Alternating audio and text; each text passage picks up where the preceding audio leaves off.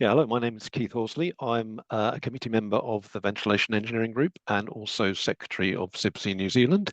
And on behalf of both those organisations, I'm delighted to welcome you to our joint technical webinar, Engineering to Kaha's Breathing Facade. We've got a fascinating presentation coming up, but before that, I just want to give you a bit of information about the two host organisations.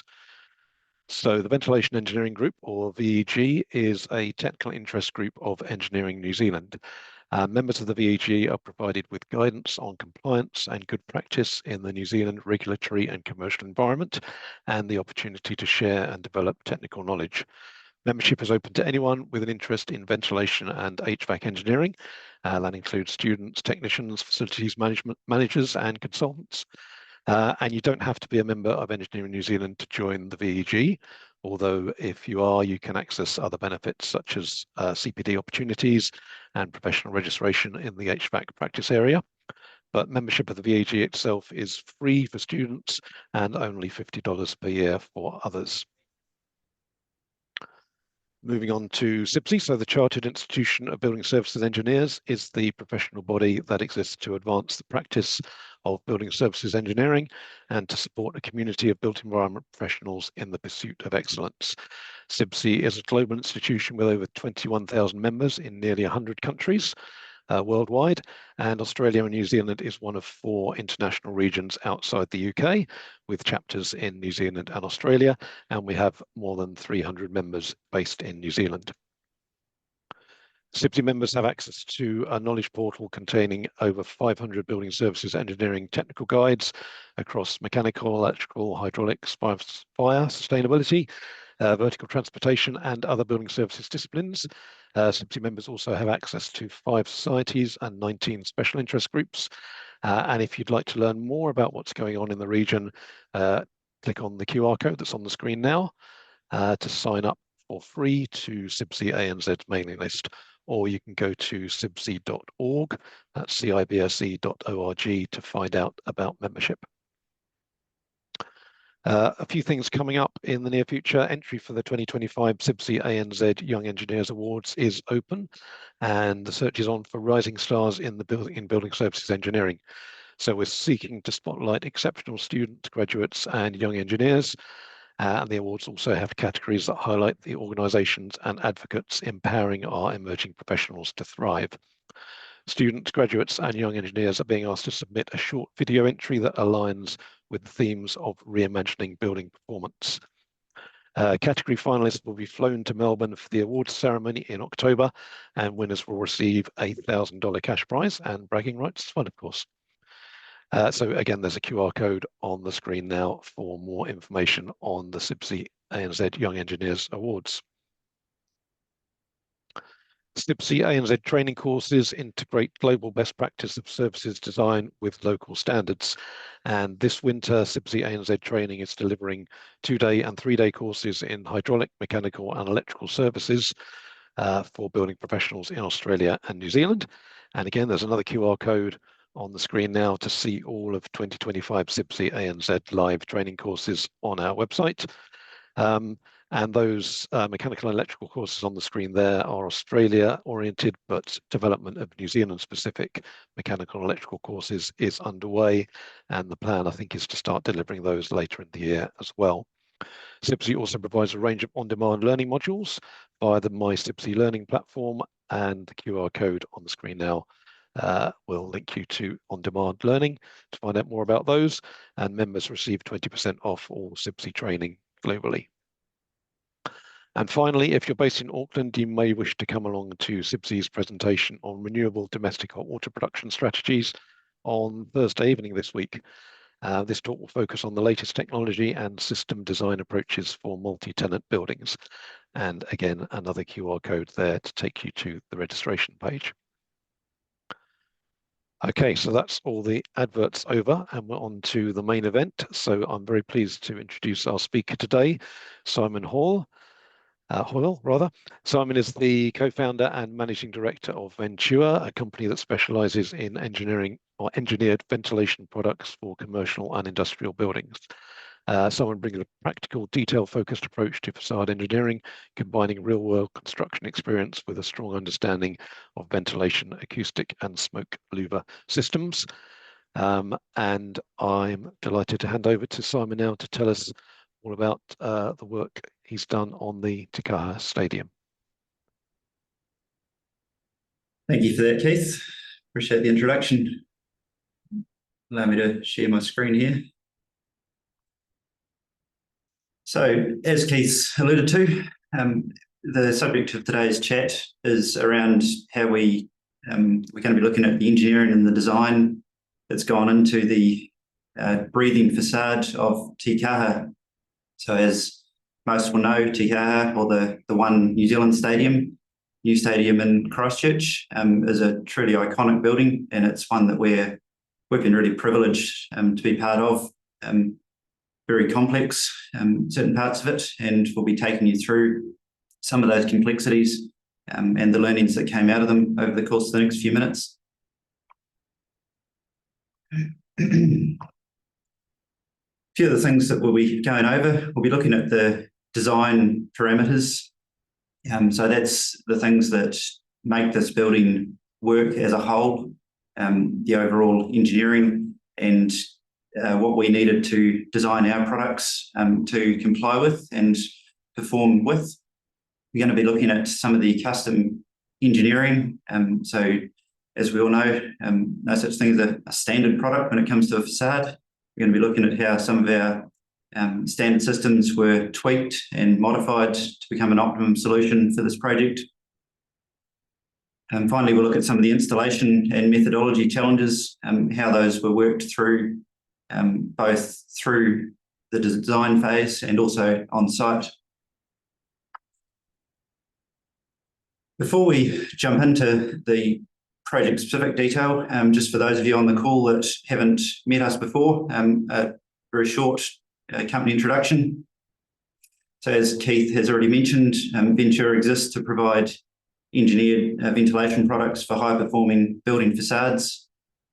Originally started in 2008, we initially operated under the Insol Group umbrella. In 2019, the Ventüer brand was established as a standalone entity, and today we have branches in Auckland, Invercargill, and Melbourne. Our main product range includes performance louvers, weather-resistant louvers, acoustic louvers, and smoke vents. The slide shown on the screen currently is a snapshot of some of our louver products. Starting in the upper left-hand corner, we've got screening louvers, which are typically used for plant screens and car parks. We've got a full range of single bank louvers to the top right, and then along the bottom row, we've got a range of multi-stage drainable louvers, both with vertical and horizontal blade configurations. And then lastly, a complete range of acoustic louvers.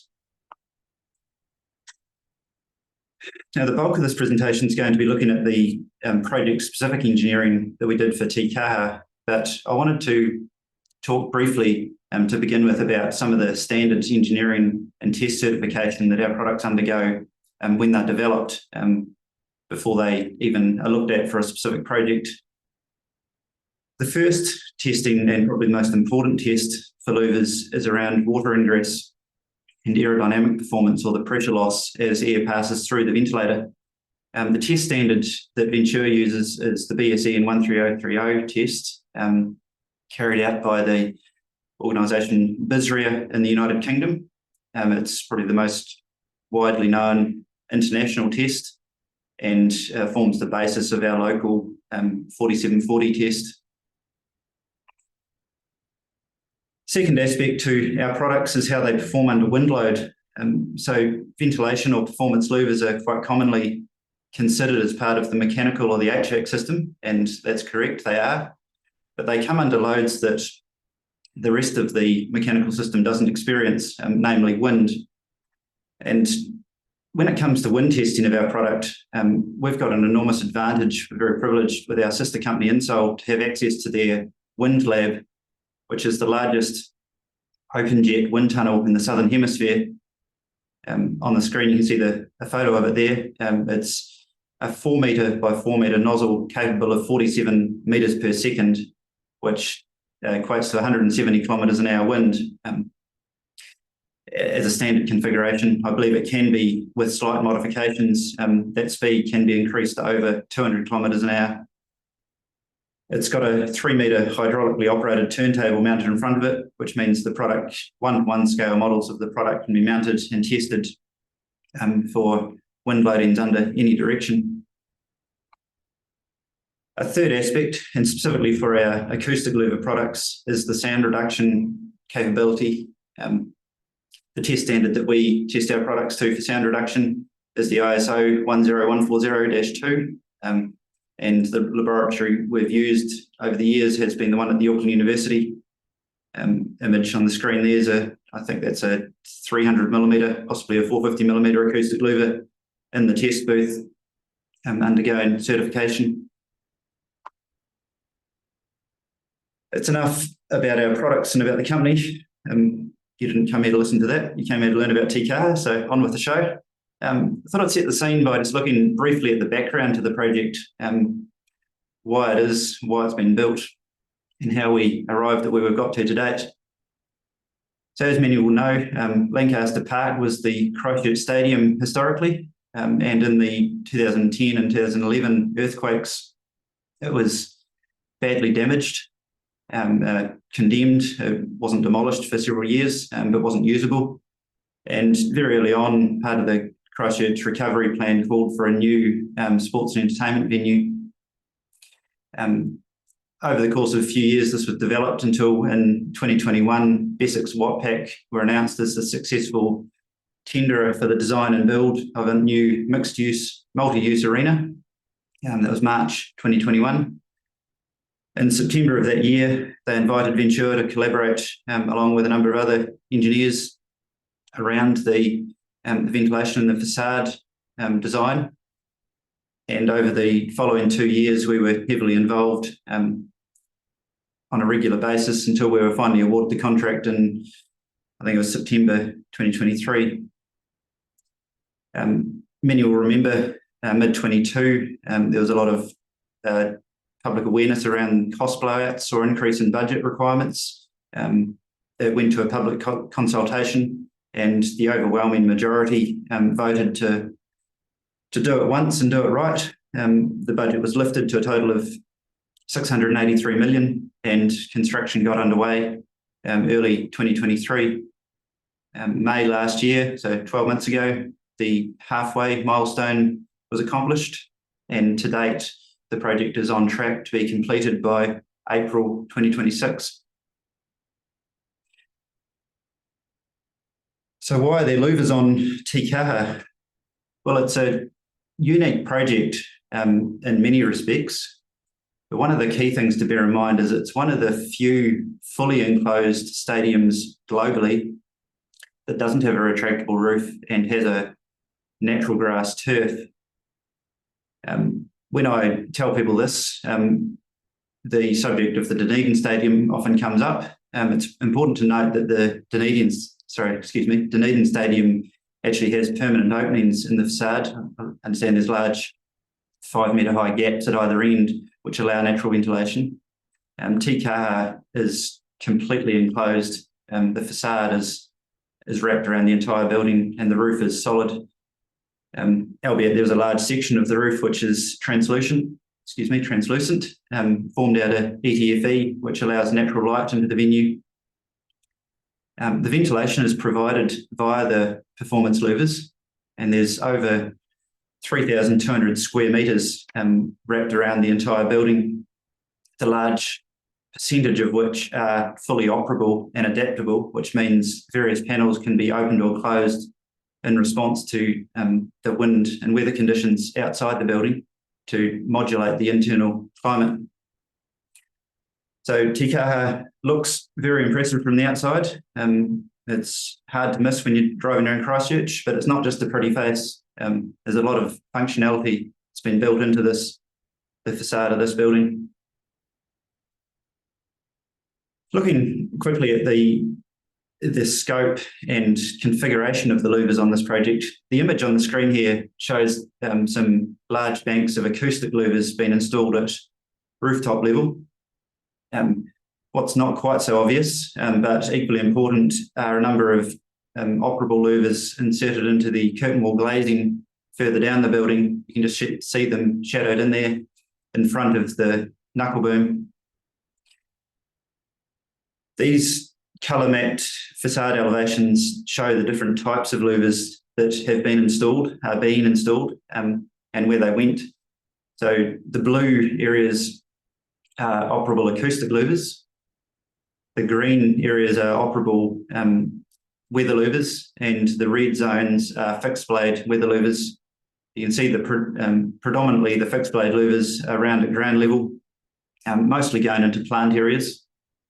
The green louvers around mid-height, a lot of them ventilate the back of the bowl seating area, and at the top we have our acoustic louvers in blue.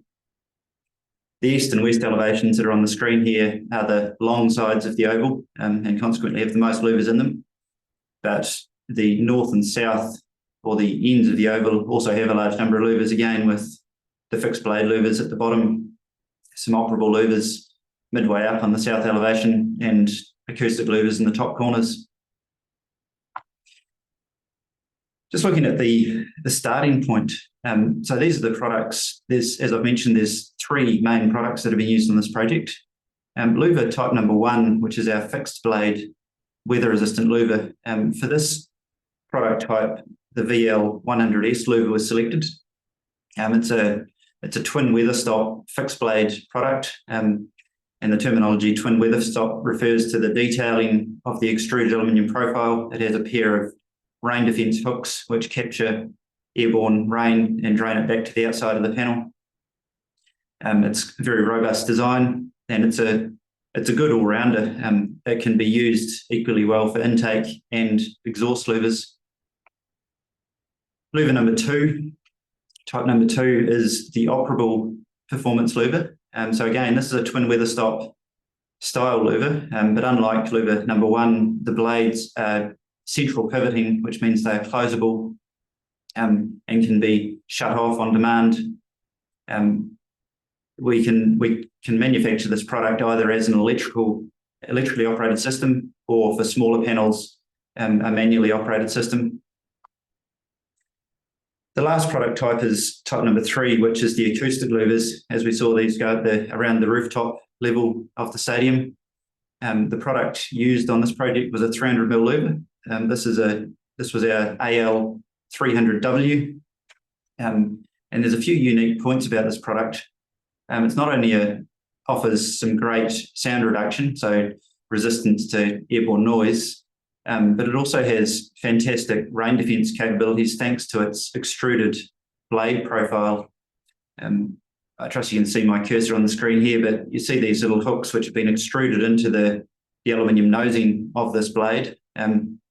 This is a unique feature of this product, and means it outperforms many others when it comes to protection from wind-driven rain. It's also, to my knowledge, the only acoustic louver that's been fully tested and certified to BSE in 13030, and has passed with Class A rain defence performance. Class A meaning, of course, that under the test conditions, less than 1% of the wind-driven rain got between the blades and into the building. So what made this project interesting? What were the challenges, what were the learnings, and what were the developments that came out of it all? There are a number of these, and I'm going to go through them step by step. The first, and perhaps one of the more obvious ones when you look at the building, is the sheer size and scale of some of the louvers. So this photo is one of the louver banks on the west elevation. The lower two levels of louvers that you're looking at there are approximately 4.2 metres tall, and the top level is over 6 metres tall.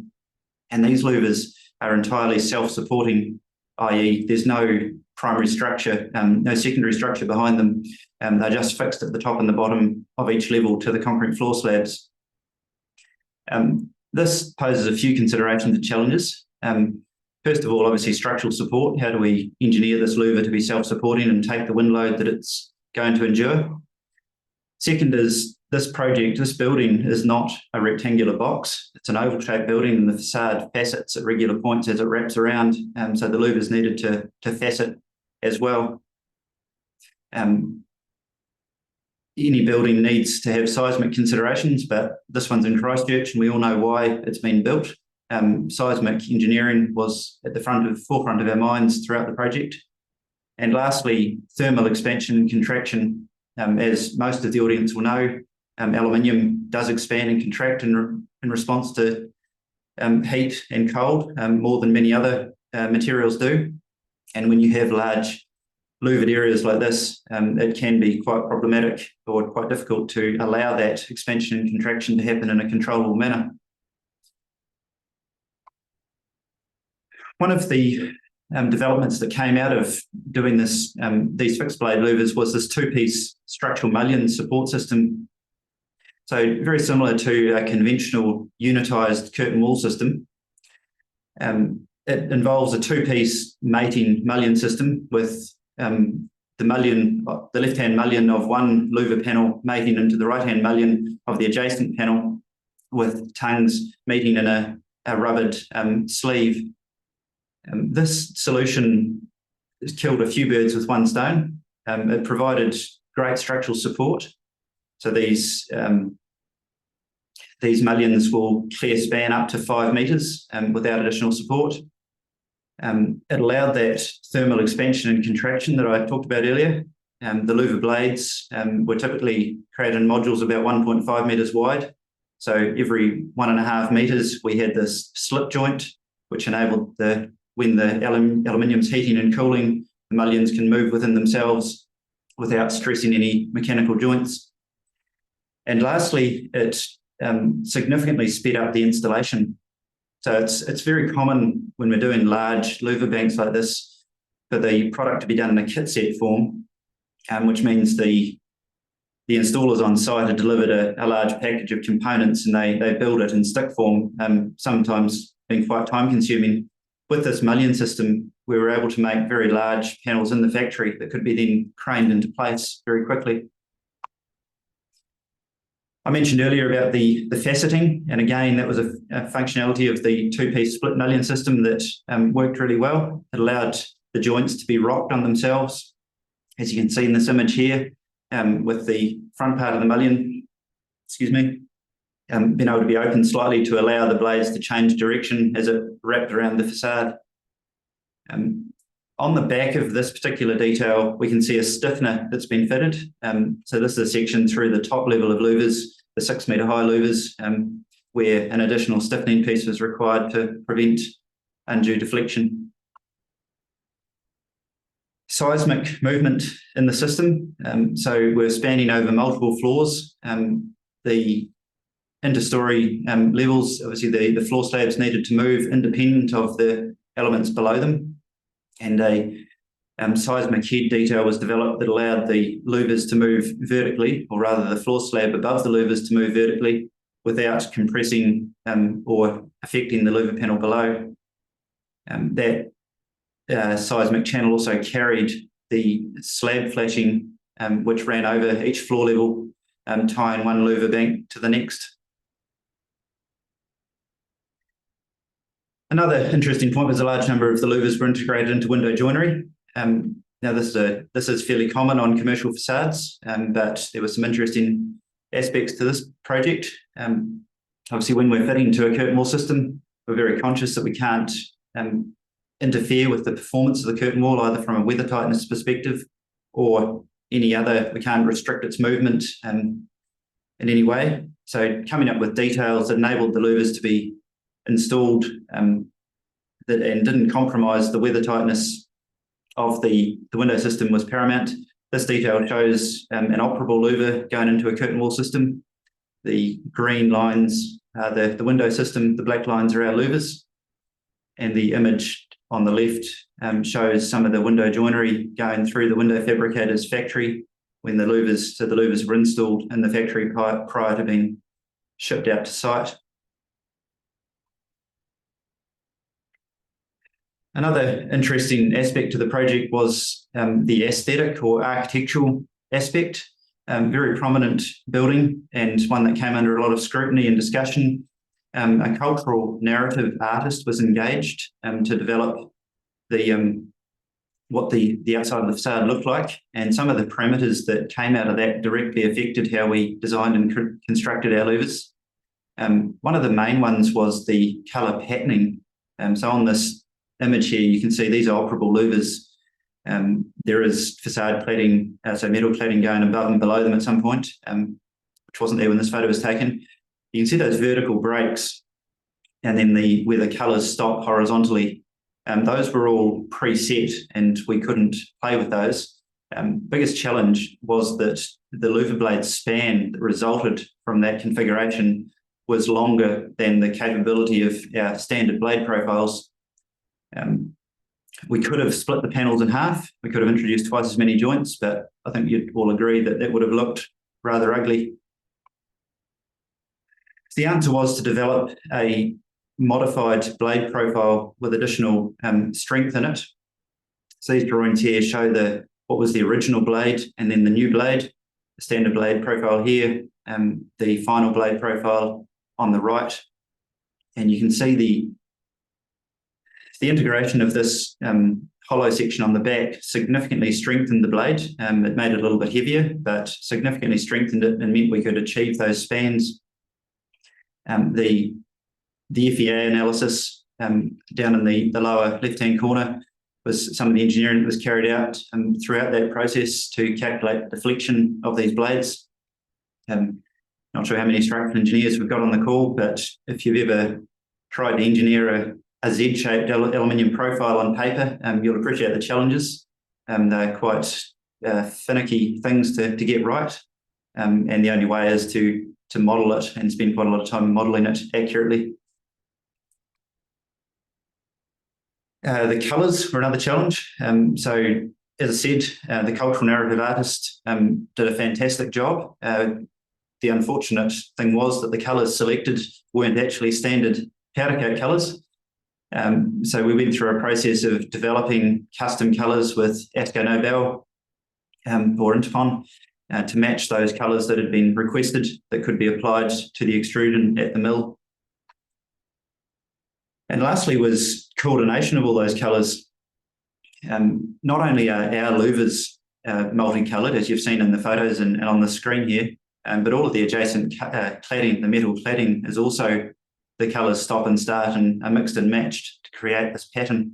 So coordinating that, making sure that the louver panels that were manufactured would match the cladding on site was paramount in our minds. And to achieve that, we created shop drawings of every single panel showing where the colours changed relative to the RLs on the building.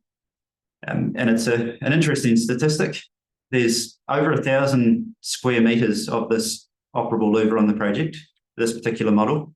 I think there's nearly 8,000 individual blades that went into 174 or thereabouts panels. Out of those 8,000 blades, only 2 blades were incorrectly positioned in the factory, i.e. the wrong colour was put in the wrong spot.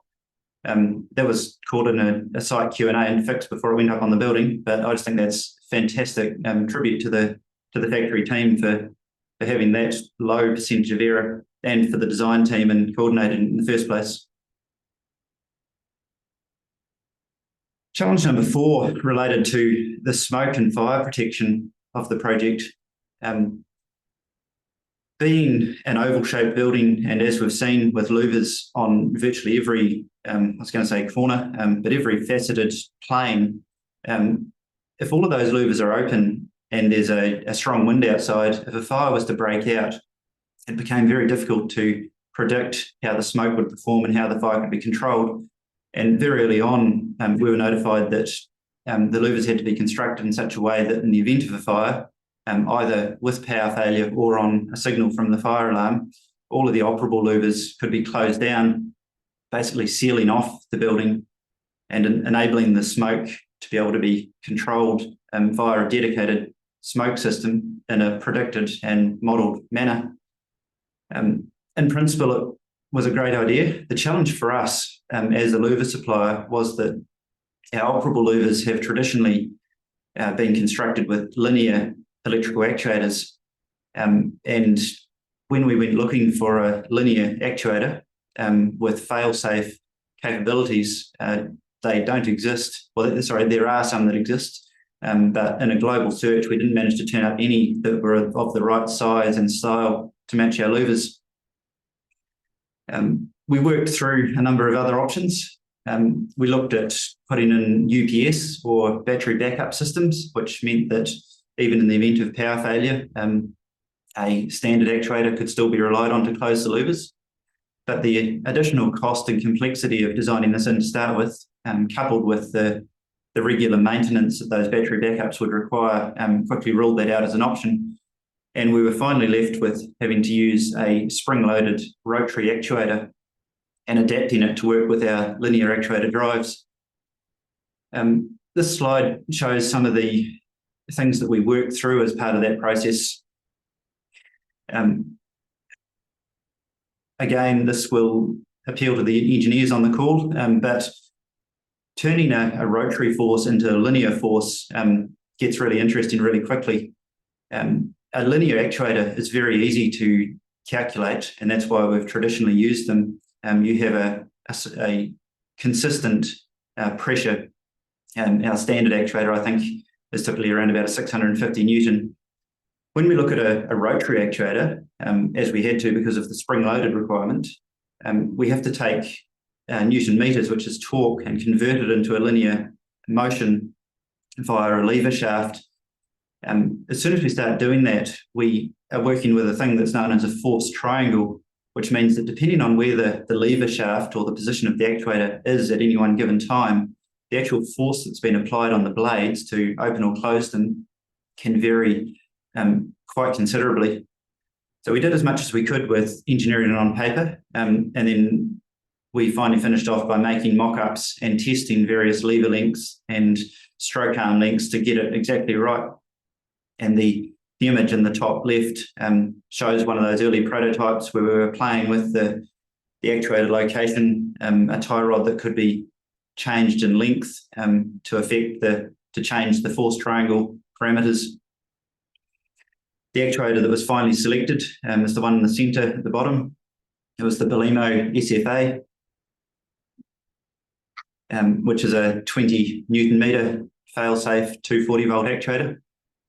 And the image on the right-hand side is a completed install, one of those actuators with the final linkage system installed.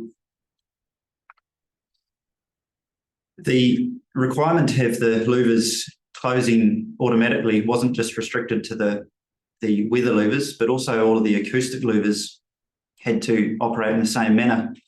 And that brought some challenges on its own right. Operable weather louvers are not difficult to do. They've been around for years. However, an acoustic louver is a different beast entirely. An acoustic louver blade is not just a piece of extruded aluminium. It's a composite of mineral wool and a perforated aluminium casing around it.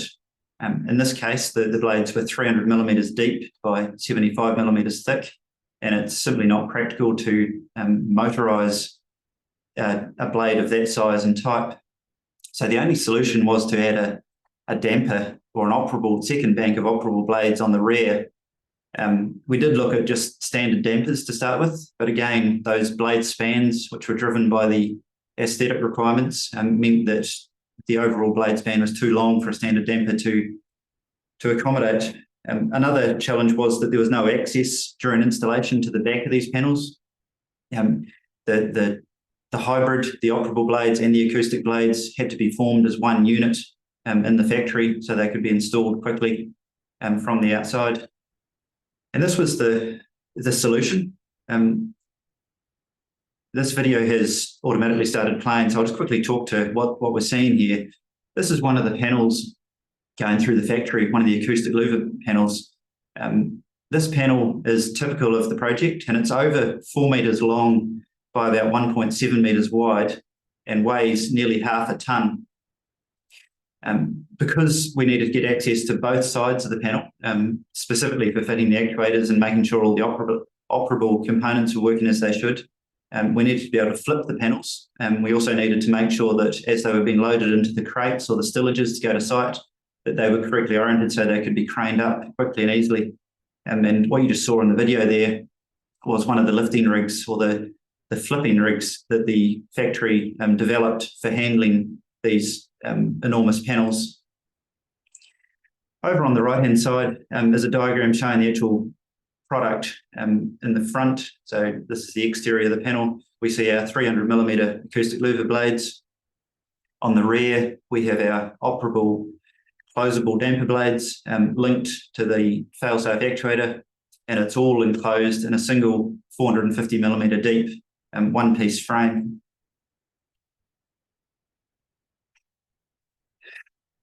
Site challenges, there were many. One of the more interesting aspects was dealing with a lot of the circular structure. So if you drove past the project during the early days, in fact, you can still see a lot of it now, appreciate that most of the structure was formed out of circular sections rather than square or PFC square sections. A lot of the junctions were done as diabolos, plates meeting other plates. And somewhere in this jungle gym of steel, we needed to fit a whole bunch of louvers. This particular image on the screen, you can see here, is one of the diabolo quadrants. One corner needs a louver. I think another corner needs steel cladding, and possibly the bottom corners might have had window joinery, I think, from memory. Structurally fixing them in was one challenge. And making those junctions weather tight was another. This here is a CAD model of this junction, so the one we just saw a photo of. And we can see here some of the trimming members that were added in to provide structural support. We can see running vertically down the vertical CHS column, there was a fabricated square section site welded in to provide us something square to fix to. Along the sill of the louver, we have this horizontal beam that carries the weight of the louver. That dealt with the structural and fixing aspect of it, but there were still these, let me use the word awful, areas around the sill where we had to make them weather tight as the adjacent facade. I remember this coming up in multiple design meetings early on in the project, and every time we hit it, the design team collectively would shut their eyes, kick the can down the road, and say, we'll deal with it later. Finally, later came and we had to deal with it. This was the solution. So it was a multi-part flashing detail. I think there's 4-5 parts to this flashing. And it was carefully thought through both from a fabrication and an installation sequence perspective. The first 2 flashings were a rolled flashing that covered the horizontal CHS and the diabolo joints. And the reason it was a 2-piece flashing was, as I mentioned earlier, these diabolo joints are designed to move in the event of an earthquake. And if we'd put a single flashing across the entire junction, fixing it continuously, even a minor earthquake would have resulted in some permanent damage to the flashing, meaning that you'd have to get up there and fix it even after a mild shake. So introducing brakes and joints that could move under an SLS event was important. Flashings number 1 and 2, so a vertical flashing here and these horizontal ones here, they mated into these circular sections, and there was nothing for these but to scribe them and seal them into the circular profiles. So hats off to the install team that have made a fantastic job of that. The 3rd and 4th parts of the flashings were closing off the remaining gaps. And then, as you can see here, they were all colour-coded as well. Flashings 1 to 3 painted white to match the steel, and the larger flashing number 4 in the centre coloured to match the louver. This is a photo of a completed junction, and I think it's testament to the workmanship. Looks fantastic. Another interesting aspect to the stadium, because it's a stadium, it is in essence a large hollow shell. And now we we work on a lot of very tall buildings, but it's not very common that there's not a floor slab at regular intervals behind the facade. That wasn't the case with the majority of the stadium. There was just lots of fresh air behind the louvers. Due to the sequencing and everything else that was happening with the construction, with the build, it was pretty clear from the start that we couldn't scaffold the interior of the facade, and a decision was made that all of the access, all of the installation, all of the fixing had to be done from the outside only. There were a number of considerations that had to be made once that decision was made. We knew that we were craning all of these panels in, so we had to make them as large as possible to minimise the number of crane lifts. We had to develop fixing details that meant all the fixings could be fitted from the outside and still remain weather tight. We've noted already a large number of these louvers electrically operated. The actuators could only be on the inside. They had to be connected to a wiring loom that ran around the interior. So here's a number of details that were worked up as part of resolving all of these issues. This drawing here shows some of the operable weather louvers. So these are not the acoustic louvers, these are just the weather type, the weather louvers. And for clarity's sake, the bottom is the exterior of the facade, the top of the page is the interior. You can see a flange fixed detail was developed, which required additional thickening to be included in the flange extrusion profile. So with a traditional performance louver, the flange is there for weather tightness. It's more of a flashing, it's certainly not a structural element. In this case, because the flange is taking the whole weight of the louver, it had to be thickened up. We can see the vertical columns, again, these are shown in green here. They had weld plates that protruded outside the line of the louver. We had to make provision for those. Top hat flashing, this component here was developed that covered up all of those fixings, was a secondary line of defence and hid all of the weld plates and everything else that went on behind it. This video here shows the install of one of these panels. And look, apologies in advance, it is a little bit jerky. We have sped it up quite considerably just in the interest of time, but I trust that it shows what happened on site. This particular panel is 3.5 metres tall. It's the lower portion of a bank that's 7 metres tall overall. However, this same methodology was used for louvers that were over 5 metres tall, individual panels that were 5 metres tall. You can see the yellow frame on the front of it. So it's a custom lifting frame that was engineered. It's got a series of hooks that run down either side and engage with slots that are pre-machined into the louver frame extrusion, allowing that frame to be hooked on and hooked off. The louver frame's been pre-notched at the sill. You can't quite see it now. You might have seen it earlier in the video, to fit around the weld plates in the steel. The flanges have been pre-fitted with EPDM sealant tape to the rear, so that the installation contractor is simply lifting it up, pushing it back into the opening and screwing it off, and then on to the next one. I mentioned earlier about the wiring loom. So these are operable louvers. They've got an actuator. It's on the back of the panel, and we can't get access to the back of the louver. Traditionally, these actuators are hardwired, and when Belimo send them to us, it's just a standard tail wire with some bare copper coming out the end to be wired into a standard junction box. To speed up the install, and also for maintenance purposes, should one of these actuators ever need to be replaced, we adapted a 2-piece plug-and-play connection system.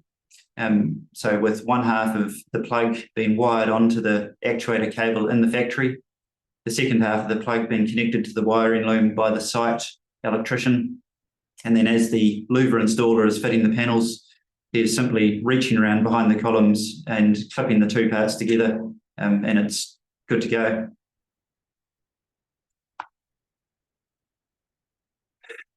A month ago, we were fortunate enough to get permission to come and do some filming and take a bunch of photos of the site. This was mid-April. This is some drone footage of the project as it was at the time. I'm just going to pause it here. I think this is a great shot, and it shows the complexity and the enormity of what's gone into this project. You can not only see this beautiful exoskeletal frame here, but also because the cladding's not on yet, you can just see through this structure, and you can see these radial trusses which support the ETFE roof. I forget the exact number of thousands of tons of steel in the project, but it's just enormous, and just top marks to the structural engineering and design team that pulled all this together. This drone video is shot from the eastern facade, and again you can see these multicolored operable louvers being installed. This one here is the top bank of the panel that we looked at earlier. So the earlier video showed the lower portion being installed. This is the top half being craned in, and whilst we acknowledged earlier that it was going to be a lot easier to install from the outside than from the inside, you can see, looking at what that crane is feeding through, all of that exoskeletal steel, nothing was easy on this project.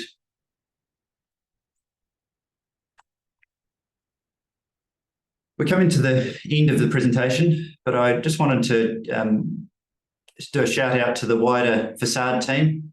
On a project of this scale and this nature, no one organisation can pull it together on their own right, and there were some key players involved. I want to say thanks to Mott MacDonald for their work in the ventilation design, also in the Façade peer review stage of the project. Bespoke Wattpack is the main contractor. These guys have done a sterling project in running the job. It's gone swimmingly, top marks. Hats off to the Wattpack team for a great job, well done. Lufix was the installation contractor for the louvers, and awesome workmanship on their part. We can't ignore Populous, the architects, for bringing this concept together. And finally, Hagley's Windows and Doors as the window contractor who supplied all the curtain wall and the window joinery that a lot of our louvers were installed into. That brings us to the end of this presentation. I wanted to say thanks very much for your attendance this afternoon. And I notice there's been a number of questions that have come in from the audience. Happy to look at those now and answer them. If anybody else has got a question that hasn't been asked yet, jump onto the Q&A and ask it, and we'll do our best to address it. Back over to you, Keith. Thanks, Simon. That was really fascinating. Really interesting to see how much work goes into just the louvers on what is a really complex project overall, but you've demonstrated that even just the louver component has its own extreme level of complexity. We've got lots of questions. Where should we start? Let's start with this one about the integration into the window system, the curtain walling. So when fixing directly to window system frames, do you provide the loadings, etc., so that the window supplier can still provide a PS1, as obviously it affects their original engineering calculations? The short answer to that is yes. The sequence of events is we do our engineering to start with. That's shared with the facade or the window contractor's engineer, and we work together to come up with a solution that works for both parties. It's certainly not as simple as, it's different to fixing a pane of glass, so it's not standard detailing from their perspective. Okay, great. There's been a bit of discussion in the chat about this question, which I haven't read all of, so I'll just ask the original question. Is excessive noise generated by air (wind) passing through the louvers? And if so, how do you model that issue and how is it resolved? It's a great question. It hasn't been specifically tested. Obviously, we have done a lot of wind tunnel testing over the years, and we know how these products typically perform as air passes through them. We have a pretty fair handle on regenerated noise, and then also wind noise, external noise created by wind passing over the elements. However, to answer that question, no, it wasn't specifically modelled project specifically for this project. However, because the louvers are all operable in the exposed zones. Should it become an issue, they can be shut off to control that problem. Okay, understood. Thank you.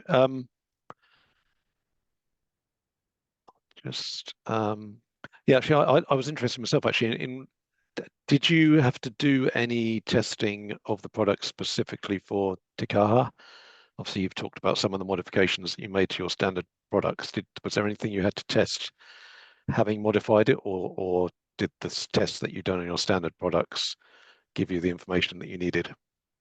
There was a lot of testing, so specifically around structural testing. So I showed the FEA analysis of that revised operable blade profile in one of the slides. One of the things I didn't show was the physical load test that we did to support that desktop modelling. Around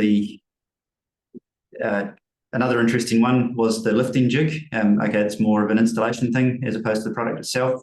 But from a health and safety perspective, we were very concerned that that lifting jig didn't fail, particularly as the panels are so heavy.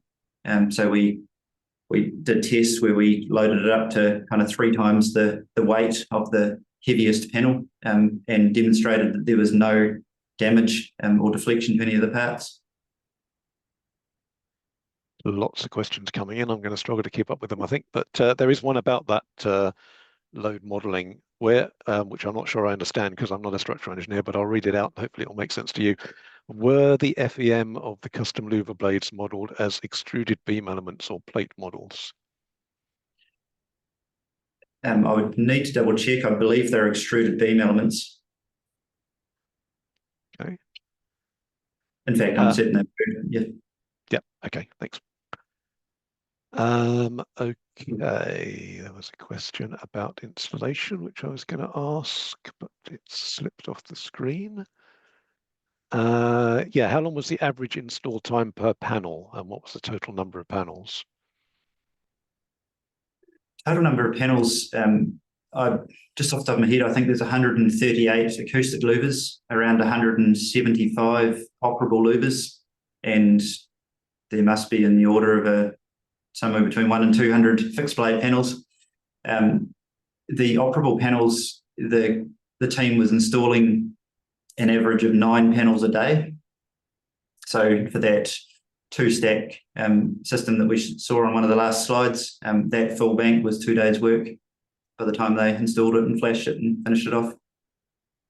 And were there multiple teams working at the same time, or was it just the one team? Just the one team. They had quite a number of staff, and they were potentially working on multiple banks at one time. But in the main, they were focusing on one area at a time. Okay.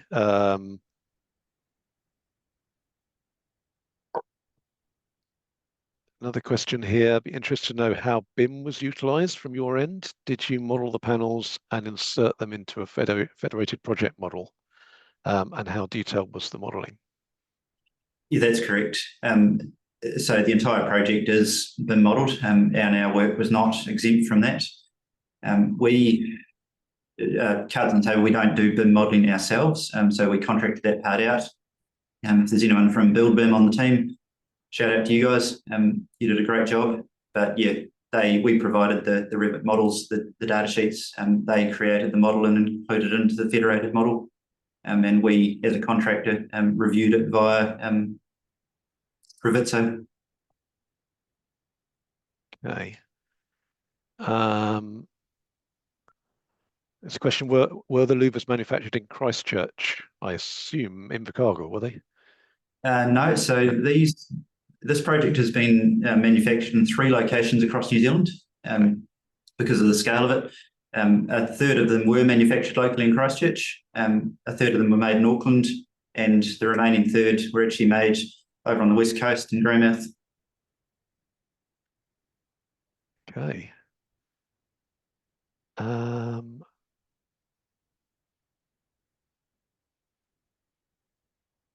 What's the control strategy for the motorized actuators? Are they manually controlled or automatic via BMS based on temperature, CO2, something like that?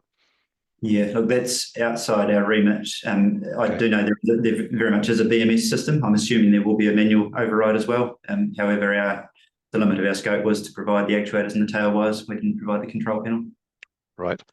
And there was also a question about whether the cabling needed to be fire rated. No, not with the spring-loaded actuators. Yeah. Okay. We're getting through the questions. Are the acoustic louvers stopping noise coming in or going out? Going out. Right. Okay. So if you want to hear Taylor Swift, you've got to buy a ticket. Yeah. Well, to avoid the rugby crowds disturbing the neighbours, I guess, as well. Correct. Okay.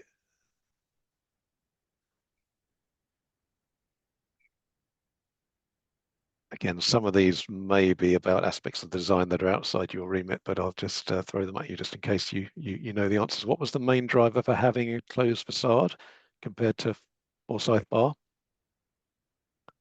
Yeah, sorry, I can't comment on that. Okay. Yeah. No problem. What's the plan for replacing the actuators at the end of their life? Yeah, great question. There are abseil rings installed, and the only access to the back of the louvers going forward will be via abseiler.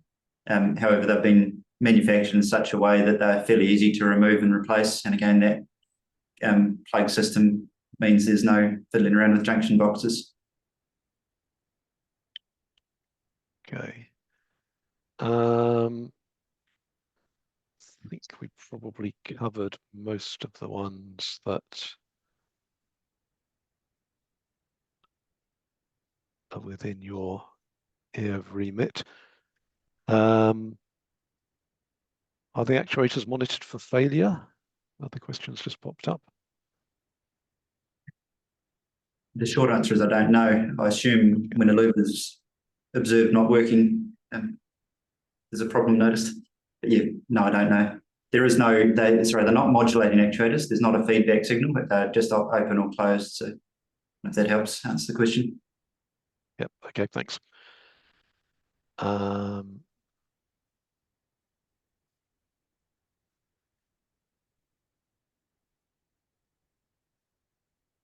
Do you need to carry out PP maintenance for the louvers, planned preventative maintenance for the louvers? Yes, there is some preventative maintenance required, particularly for the plant areas. See there's any build-up of debris on the bird mesh screens or in the blades themselves has a pretty direct impact on the weather tightness and the airflow performance. But that's primarily the plant room louvers, the operable louvers, fairly maintenance-free. The bushings, so the self-lubing plastic bushings, you don't have to go around greasing them up, should I say. Outside of that, it's just keeping them clean. Okay. I think we're almost up to 1 o'clock. So, and I think I've covered most of the questions. So I think we'll probably wrap it up there. So thank you again, Simon, for a really interesting presentation. And thank you everybody for attending and for all your questions. And we'll see you next time. Thank you, everyone.